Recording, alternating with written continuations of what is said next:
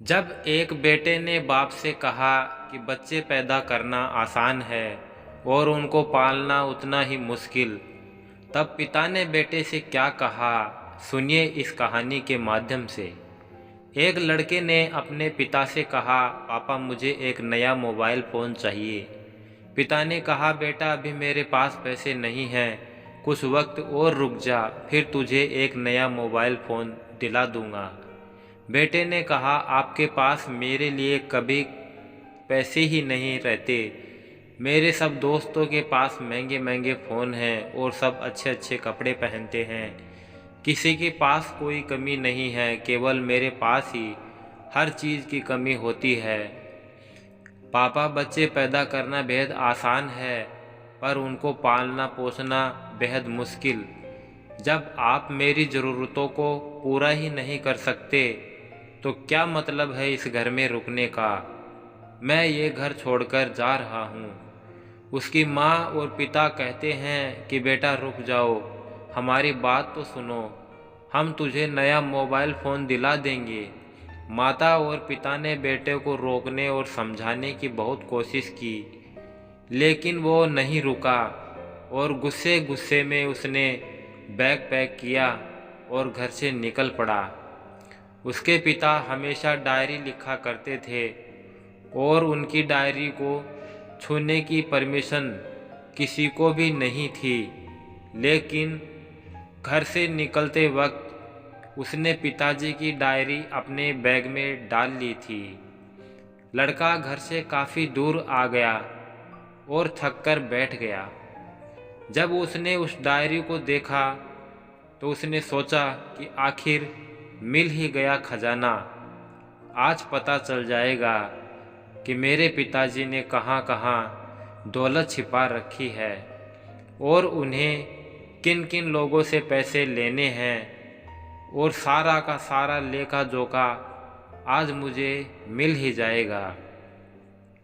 बेटे को लगा इस डायरी में पिताजी की सारी लेन देन का हिसाब किताब होगा। जैसे ही लड़के ने उस डायरी को पढ़ना शुरू किया तो उसकी आंखों से आंसू बहने लगे। डायरी की शुरुआती पन्नों में बेटे को जो बाइक दिलाई थी उसका हिसाब लिखा था, जिसकी ईएमआई पिताजी अभी तक चुका रहे थे। दूसरे पन्नों में उसके कॉलेज की फीस और एडमिशन का कर्ज लिखा था कि इन लोगों को इतने पैसे वापस देने हैं। और सबसे आखिरी पन्ने पर लिखा था कि बेटे को अब मोबाइल दिलाना है, उसके लिए मुझे कौन कौन उधार दे सकता है। उन सभी लोगों के नाम लिखे हुए थे। बेटे ने जैसे ही सब पढ़ा वो पागलों की तरह रोने लगा और रोते रोते दौड़ता दौड़ता भागता हुआ घर को वापस आया। जैसे ही उसने आकर देखा तो उसके माता पिता एक कोने में बैठकर रो रहे थे। बेटा अपने पिता के पैरों में गिरकर रोने लगा कि पिताजी मुझे माफ़ कर दो। पिता ने कहा, बेटा तू मत रो, तुझे मोबाइल मिल जाएगा। बेटे ने कहा, पिताजी मुझे आपसे और कुछ भी नहीं चाहिए। मुझे पता चल चुका है आप इस डायरी में हम लोगों से क्या छुपाते थे। मैं अब आपको कोई काम नहीं करने दूंगा, मैं मेहनत करके सब कुछ ठीक करूंगा। ये सुनकर पिताजी ने बेटे को गले से लगा लिया। और दोस्तों, माँ बाप अपना पूरा जीवन, अपनी पूरी खुशी अपने बच्चों के लिए कुर्बान कर देते हैं, लेकिन कुछ बच्चों को लगता है कि माँ बाप उनके लिए कुछ नहीं किया। वह कभी आपको अपनी समस्या नहीं बताते, भले ही कितनी बड़ी समस्या से गुजर रहे हों। रिश्तेदार भी उनको नीचा दिखाते होंगे तो भी वो सह लेते होंगे। लोग भी ताने मारते होंगे तो भी वो सुन लेते होंगे, लेकिन आपसे अपनी समस्या कभी शेयर नहीं करते, क्योंकि वो आपको कभी दुखी नहीं देखना चाहते हैं।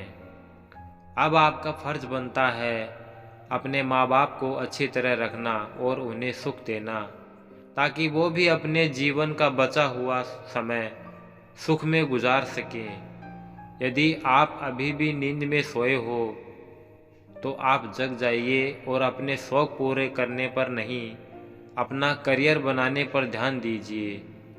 क्योंकि अगर आप अपने माँ बाप के रहते कुछ नहीं कर पाए तो बाद में आप सोने का महल भी बना लोगे तो भी उसमें आपको नींद नहीं आएगी। अपने जीवन में कुछ बेहतर कर लीजिए ताकि आपके माता पिता को उम्र होने के बाद भी काम न करना पड़े। तो दोस्तों, विदा लेता हूँ इस कहानी के साथ ही। अगर ये कहानी आपको अच्छी लगी हो तो एक प्यारा सा लाइक करें और साथ ही साथ चैनल को सब्सक्राइब कर बेल आइकन ज़रूर प्रेस कर लें, ताकि ऐसी ही और दिल छूने वाली कहानी आप तक सबसे पहले पहुंच जाए। वीडियो को अंत तक देखने के लिए आपका दिल से बहुत बहुत धन्यवाद। जय श्री श्याम।